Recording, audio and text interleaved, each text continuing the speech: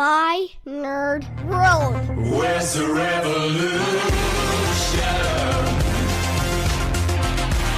Come on, people, you're letting me down.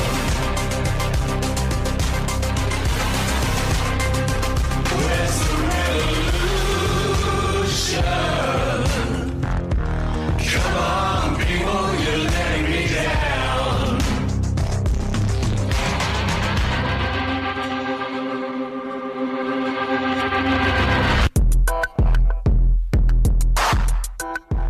Welcome, Depeche Mode fans. It is episode number 5 of Depeche Mode The Podcast, a part of the My Nerd World podcast. I am your host, Jon Justice, and we are 2 weeks away at the time of the recording of this show from the release of Spirit. And I have to say that I know this sounds horrible, but I'm shocked it hasn't leaked yet. I would imagine at least in the next week or so. And I mentioned this on last week's podcast. Look, if it leaks and it's of good quality, which more than likely it will be, right? Because the album and promos are making its way out into the world now. I will certainly go and listen to it before its release. However, I have already ordered the album.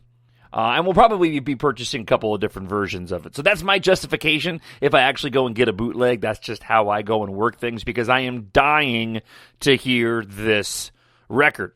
There is a brand new review that just came out from xsnoise.com, and that's the letters XS and then noise with a Z, so xsnoize.com, written by a self-proclaimed Depeche Mode fan, David McElroy, that I'm going to share with you pretty much in its entirety.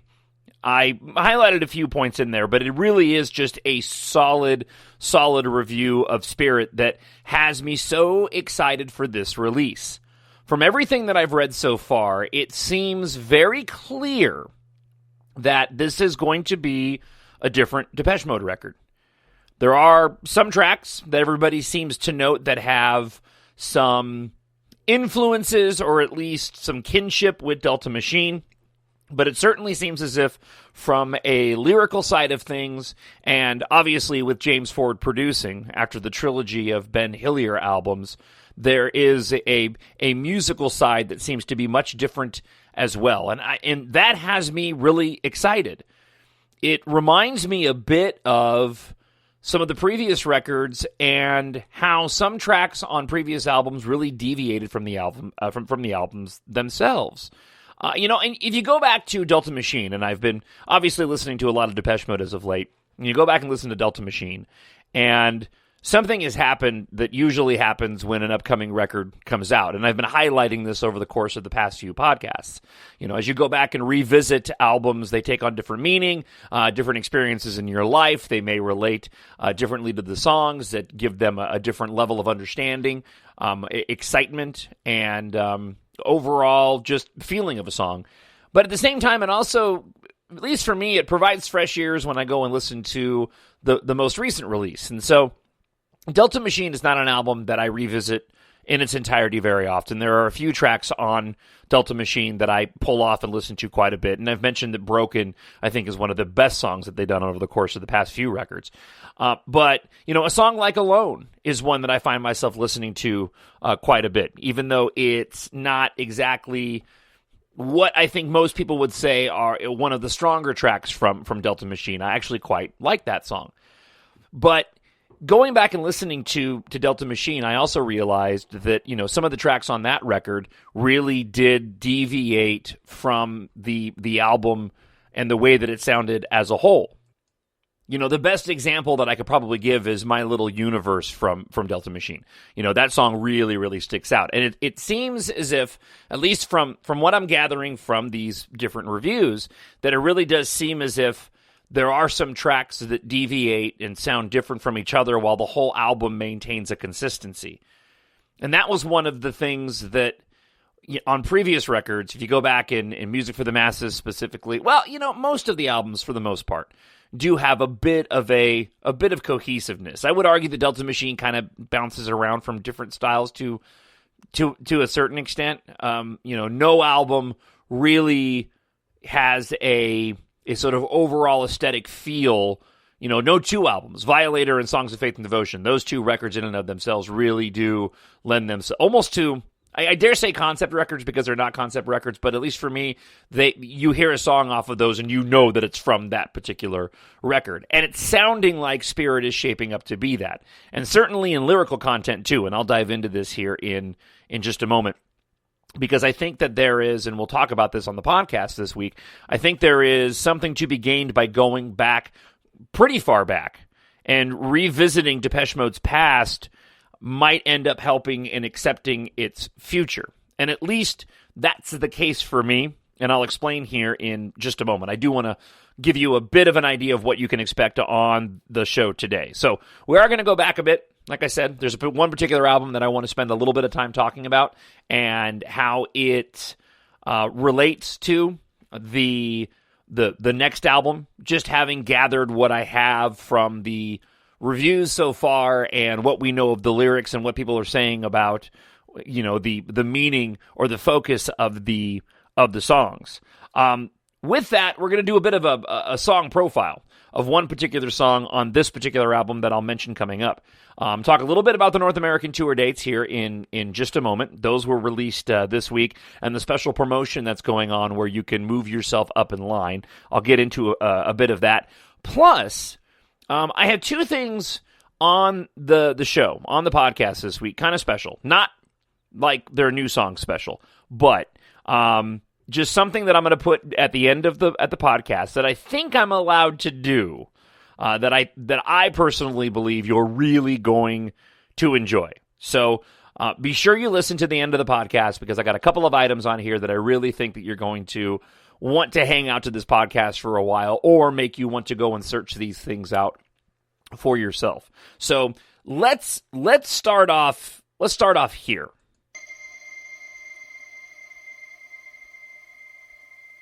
So about a week ago, I got an email from the Depeche Mode website saying that you can go and basically find your place in line and purchase tickets early for the upcoming North American tour dates. So you sign up, for those that haven't done this or didn't do this, you sign up and it tells you how you can secure a spot for pre-sale tickets in line. And you can do this by, first you sign up, and then you can go and share it online, and the more people that go and sign up for the email blast, that moves you up further. The more you can tweet about it, that moves you up further. And then purchasing the record moves you up further in line. Well, I screwed up because when I went in to purchase the album through the app going through the store, because I wanted to secure my place in line and get a better spot so I can get better tickets for the show, I ended up going through my wife's PayPal, and it wasn't attached to mine, so I didn't end up actually getting credit for buying the album, which moves you the farthest up in line. That gives you the best opportunity to be, the furthest up to be one of the individuals when the presale tickets go on. Now, it turns out that it didn't end up mattering. The reason being is that, unfortunately for me, Depeche Mode's not coming to Minneapolis. This is a longer tour, North American tour, than they did the last time around. Last time they played 22 shows in North America. This time they're playing 28. And unfortunately, I didn't even stop to think for a moment that they wouldn't be coming to Minneapolis. Now, granted, most of the other time they've been on tour, I was in Grand Rapids, Michigan, so I went to Detroit. And then before that, I was in California, which was easy to go see shows. Plus, for two albums, for Delta Machine and Sounds of the Universe, I was living in southern Arizona. I was in Tucson, so I just went up to Phoenix to see him. So the best that I can do is to go to Chicago to see the show in August. But unfortunately, the Chicago show in August ends up taking place on a Wednesday. And here in Minneapolis, if you don't know, I work for a news talk station. I'm a morning talk show host. It's in the middle of the Minnesota State Fair, where we broadcast live all week. And it's one of the biggest events that we do every year. And so I would need to take time off, at least a day, to go to Chicago to see him on a weeknight. And I can't do that because I'm in the middle of the State Fair. So at this point in time, I'm not sure what I'm going to do, because I could possibly miss the tour, and it's heartbreaking to say, but I've seen Depeche Mode 32 times live, and I've seen every single tour. since the Music for the Masses tour back in 88. It would be heartbreaking if I didn't get a chance to see this tour, but at the same time, I also know that sometimes life gets in the way. What I think I'm going to do is try to get to one of two shows. I'm going to try to get to the Saturday show in Las Vegas, because I saw them in Vegas on the Exciter tour, and that was fantastic. Or I'm going to go, and that's September 30th, or I was born and raised in Los Angeles, in Southern California, LA and Orange County. I may try to go out. They're doing 2 nights at the Hollywood Bowl. One of them is a Saturday, and I may try to go see them there. The problem is, I really want to go to Vegas. I want to go to California because all my family's there, and this is way more information you need to know, but it's my podcast, so I'm sharing. I want to go to California, but I'm not exactly thrilled to seeing them at the Hollywood Bowl. I remember seeing Morrissey at the Hollywood Bowl, and it really wasn't all that it was cracked up to be. So I'd really rather go and try to do Vegas. So that's what I'm going to attempt to do. So I'm really going to do my best to see this tour. I know there's been some speculation they may swing back through again, do a couple of dates into next year. But, at the same time, I also don't want to hold out for that. So when you wait in line, because they weren't doing a Minneapolis show, it defaulted to Chicago. So basically, I was 44th in line for Chicago for the pre-sale tickets. But if I go and try to take my place in line and apply it to another place like Vegas or LA, then I'm going to get pushed even further down the line. So I have a bit of work to do ahead of me before I can figure out which show that I'm going to go to. So for those of you listening, no matter where you are on the globe, if you've got yourself tickets to the show, congratulations, man. I am envious, absolutely envious of you. I love seeing them live. I absolutely love seeing them live. And all the shows. And I thought the last tour was actually really, really good. I thought it was much better than, at least the live setup I thought was much better than the Sounds of the Universe live setup. So, if you want to email me, by the way, and with any of your stories, again, or your thoughts about the podcast, do a quick promotion. Again, email me, talkshownerd@gmail.com. talkshownerd@gmail.com, and that email is also available in the notes for today's podcast.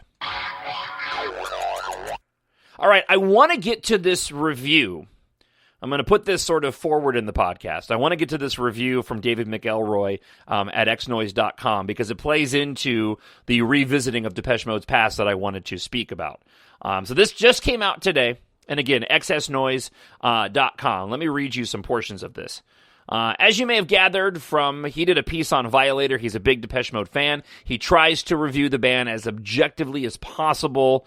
His job, though, is to tell us whether it's a good or bad album without coming across as an overexcited fanboy.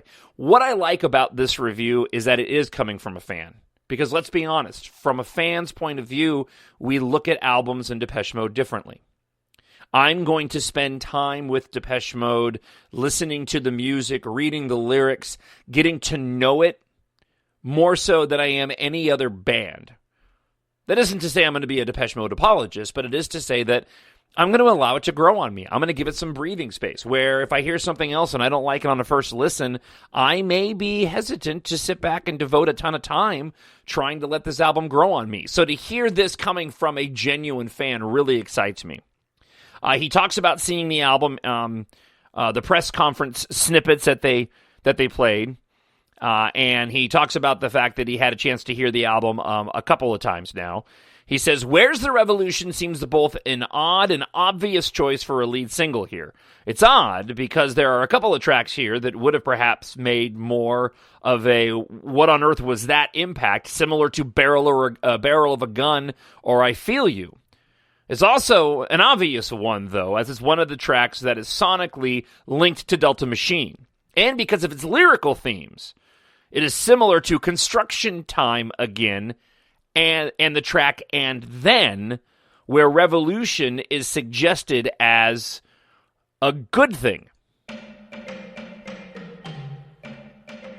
Now, I'm going to take just a brief break and dive into that for just a moment. On some previous podcasts, I talked about how politics is nothing new to Depeche Mode, and the one thing that I like about Martin's lyrics is the fact that they're open to interpretation. I really think that you can go back and look at maybe Construction Time again